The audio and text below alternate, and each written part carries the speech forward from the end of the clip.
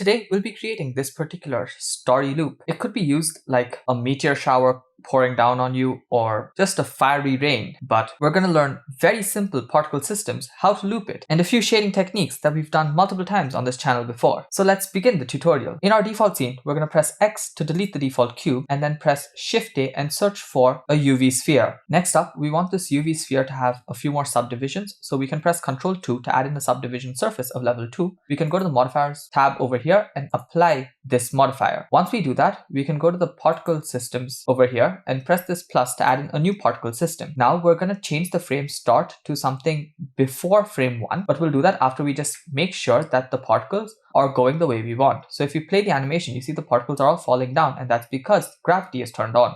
So we have to go down, go to field weights and expand it and change gravity from 1 all the way to 0. Then if you come back to frame 0 and play the animation, you can see the particles go out. Now they're going out really slow and they're all dying off too fast. So to change that, what we're going to do is expand the velocity tab over here, increase the normal velocity to something like 5, and we'll also increase the lifetime to something like 100 or even 150. Now if you play the animation, you can see the particles go out really well. If you press 7 to go into the top view, this is what it looks like. Now I want them to start from far more towards the center. So I'm just going to select the sphere and scale it down to maybe something like 0.3. And then when you play the animation from frame 0, this is what it looks like right now, which is perfect for what I want. Next up, we have to get this to actually loop. So to do that, we're going to change the start frame to some number before 0. So we'll go all the way back to maybe -100. So when you play the animation, it starts off with all of them outside already present. So you can select the camera, or you can press Ctrl-Alt-0 to just snap the camera to view to see what it looks like. Along with that, I'm going to go to the camera settings over here, or the object data properties, and change the focal length down to something like 18 just to give it a wider field of view. So this seems fine for me. I can reduce it even more as well. This depends on what you require. I'll keep it at 18 for now. Might change it just before rendering. Remember that we had to change the frame start in our particle settings all the way to -100 so that it comes outside the camera view. If we select the camera, go to the camera settings, go to viewport display and increase passport out all the way to 1 and switch off overlays, you should see that the particles come till the edges. If at all the start frame was set a little earlier to maybe -50, you can see that at frame 0, it doesn't reach the borders, and that won't help create a perfect loop. So to create a perfect loop, we have to make sure that the frame start is such that on frame 0, there are particles reaching all 4 borders of the camera. So we can keep that at -100 itself for now. Next up, we have to give these particles an actual object for it to render. So we'll press Shift A and search for a mesh icosphere, and we'll just grab that on the x-axis and move it to the side. Then we can press 0 to go out of the camera view and then come to wherever our icosphere is present. Then press 1 to go into the front view and just zoom in a little bit. We can switch on overlays to see what we're working with and press tab to go into edit mode. Then we can switch on transparency by pressing this button, after which we can choose face select mode by pressing this button and then double tapping A to deselect everything, B for box select, and just select these bottom faces. Once you have those bottom faces selected, because we had transparency on, even the ones at the back are selected, and we can press E to extrude it and just move it down by quite a bit. So something like that seems fine, maybe not that much, maybe there is okay. Once you have this done, you can scale it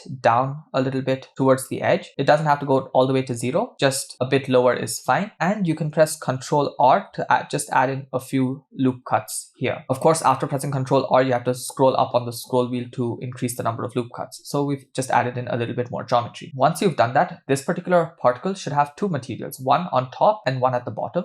And if you just want to change the shape a little bit, you can go to the modifier properties and just add in a subdivision surface modifier. And you can also press tab to go back into object mode, and we'll increase the levels to 2 so that we get this nice shape. And we can also go to object and press shade smooth just so that it becomes really smooth when actually animated. So now we can press tab again to go into edit mode and go to the material properties and add in 2 material slots by pressing this plus button twice. We can select the first slot, press new, and name this material as tip. And for the second material, we can again press new and call this as the tail. Now we have to assign the tail to the actual tail. So we'll go to face select mode. Again, make sure transparency is switched on. B for box select. Select everything that's in the tail and then just press assign. So now you have the two materials assigned and we can play around with the materials a bit later. We can press 0 to go back to our camera view. Select our particle emitter object, which is the sphere. We'll actually change the name to emitter and we can change the name of the hyposphere to Meteorite. And then when we play the animation, this is what it looks like. So we have to actually give the instances the Meteorite object. So we can go to the particle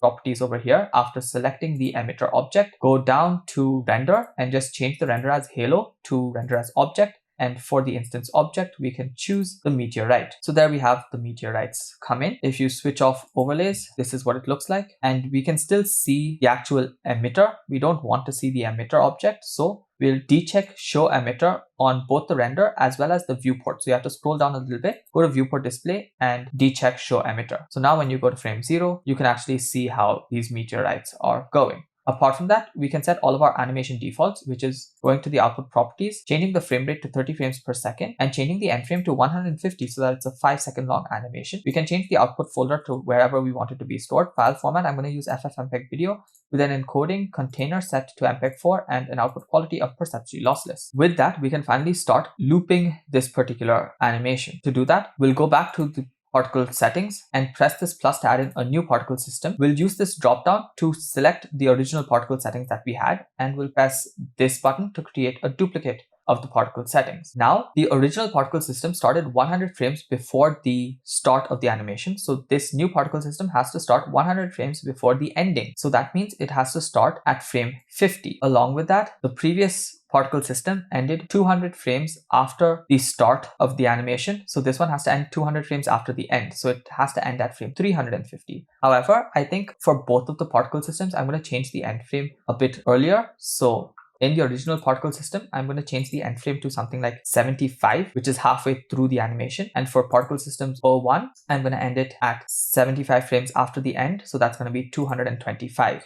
So with that, if you actually play the animation around frame 0, when we let it play through all the way to frame 150, we should see a perfect loop when it goes back. And that's exactly what it looks like, which means it's going all right. Next up, we can add a few more modifiers to our meteorite object. We'll go to the modifiers properties. And before we add in this modifier, we can just save our project and then add in another subdivision surface modifier. But this time, instead of using the default, we'll use simple and we'll increase the levels to something like 2. Then we'll go ahead and add in a displace modifier. And underneath the displace modifier, we'll press new to add in a new texture. And we'll go to the texture properties down here and change the type from image or movie to clouds. Then we'll just increase the size all the way to 1 or 2, after which we'll go back to the modifier properties and change the coordinates from local to global so that it actually moves around as these particles move about. Now this is definitely going to make your playback a lot slower, but it just adds a little bit to the animation. So now I feel like the strength is a little too strong, so I'm going to go ahead and just reduce the strength to maybe 0.5 and that should do. After that, we can start off with the actual texturing. So we'll select the meteorite object, go to the material properties down here, increase the timeline a little bit and change it from the timeline to the shader editor. Then we'll first do the tip. So we'll select the tip over here and we'll just delete the principled BSDF. To actually see changes, we'll go ahead and change our viewport display from solid to rendered. And first up, we don't need the default light. So we'll select the light in the outliner and press delete to delete it. Then we'll go to the world properties and just change our background from a gray to a complete black. After which we'll go to our render properties, switch on bloom and screen space reflections. Then we'll select our meteorite object. We currently have the tip. So we'll press Shift A and search for an emission node. And we'll just plug the output of the emission into the surface of the material output. And that should light up all of the tips. And we can change the color from this white to a slightly golden color, or essentially an orangish color to depict the actual fire, but it's going to be a little desaturated because that'll help give it that bright feeling. Along with that, I'll increase the strength to something like 5. Now we have to play around with the tail. So we can select the tail material over here. And for the tail, we're going to press Shift A and search for a layer weight node. And we'll press Shift A to search for a color ramp node, which is going to help control the layer weight. So we can choose the facing, plug that into the factor, and we can connect the color from the color ramp into the emission strength. But I need the emission strength to go more than 1 as well. So I'll press Shift A and search for a math node and just plug that in between the color ramp and the principled BSDF. Now I have to change the math node from add to multiply and increase the value to something like 5. Then you can increase the emission color to whatever you want it to be. So we'll give it that orangish color. And if you take a look at the tails right now, you can see it doesn't get completely dark towards the center. So I'm just going to bring the black in, and that way it does start becoming completely dark towards the center. So that's actually all you have to do for that section. Make sure that the colors match up fairly well. In case you're unable to find the correct values, you can always just hover over the emission on the tip. So just go to tip, hover over the color and press Ctrl C, then go to tail, go down to the emission and then press Ctrl V. And that way you get the exact same colors. Finally, just to speed your renders up a little bit, you can choose both the tail and the tip. Go all the way down and change the shadow mode to none, so it doesn't calculate any shadows. Although if you've deleted your initial light, no shadows will be computed either way. Now the thing is, I also want to use this value to control the alpha so that it actually becomes see-through. And to do that,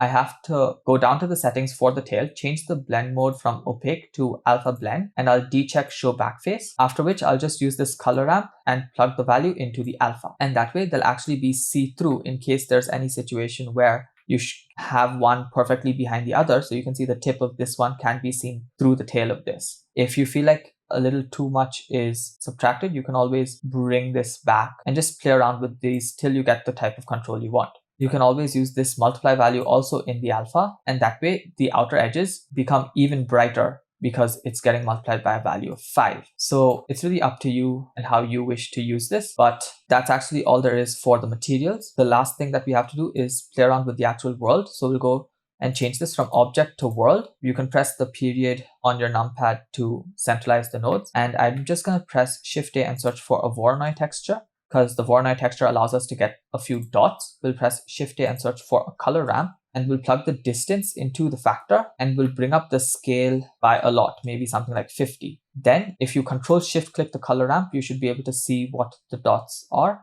And right now, if you bring the black in, you can see the dots are currently black, but we don't want the dots to be black. We want the dots to be white. So we'll bring the white slider into the other side. And now the dots are white, and I can just bring the black in to reduce the size to a fairly small size. If you want more in number, you can always increase the scale on the Voronoi texture. So I think this is going to be all right. I'll change the white color from a white to the same golden color that we were using. So since it's still there in my clipboard, I can just press Ctrl V and that gets applied. And I can plug this into the color and increase the strength to something like 5, and then connect the background to the world output. And with that, you get this perfectly looping animation. And the only thing that's left for you to do is press render animation. So hopefully you learned something from that tutorial, and you can use it in innumerable ways. Starting off, you could use different modifiers to give different shapes and feels to each of these meteorite-like particles. So the possibilities are limitless. You don't even have to have them as meteorite particles. They could just be spheres. They could be any other shape. And you could even model a small missile or a rocket and just use that as the particle as well, which would definitely be quite a sight to behold. So until the next video comes out, which is going to be tomorrow, keep creating and stay creative.